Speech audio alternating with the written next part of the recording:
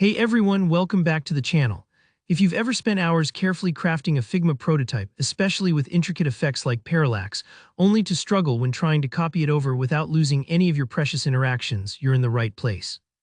Today I'll walk you through exactly how to copy Figma prototypes to a new page, all while keeping those interactive elements perfectly intact.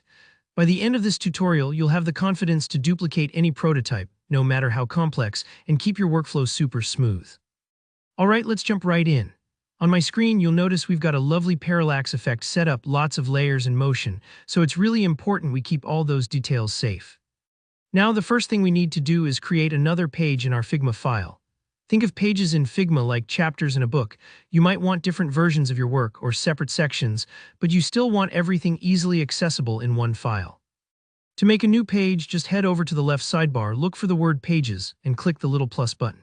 It's really easy to miss, but just take a second and make sure you're adding that extra page, not accidentally renaming your file or anything like that. Once your fresh page is set up, don't do anything there just yet. Go back to your original page, the one with your parallax effect or whatever prototype you want to copy. Now select all the frames you want to bring over. In Figma, frames are like the individual screens or states in your prototype. If you have a bunch of them, you can drag to select or hold down Shift and click each one.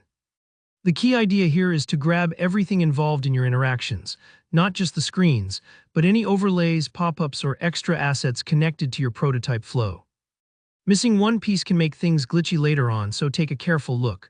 Now, with all the right frames selected, go ahead and make a copy.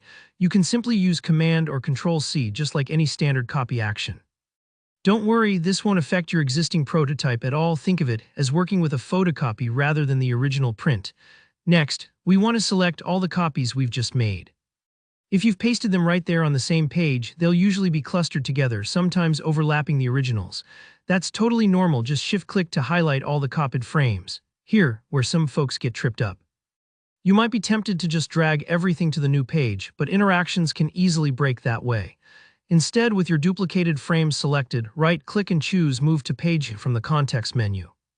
This is the magic step that helps preserve all the wired-up links, animations, and interactions you spent time building. Now just pick the new page you made. Let's say we're moving this to the second page. Click it and give Figma a second to process, especially if there are lots of layers or effects. Larger prototypes might take a moment to fully migrate. Once that's done, pop over to your new page and there you have it. Your entire prototype, parallax effect and all has been faithfully cloned, with every interaction still working just the way you designed. And honestly, that's all there is to it. If you ever need to reorganize your project or share a specific version with another team, this trick will save you a ton of headache and prevent those awkward "why isn't this button working anymore" moments. Thanks so much for watching.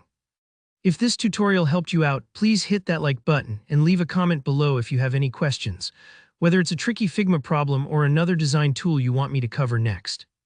And don't forget to subscribe for more in-depth, down-to-earth tutorials just like this. Happy designing, and I'll see you in the next one.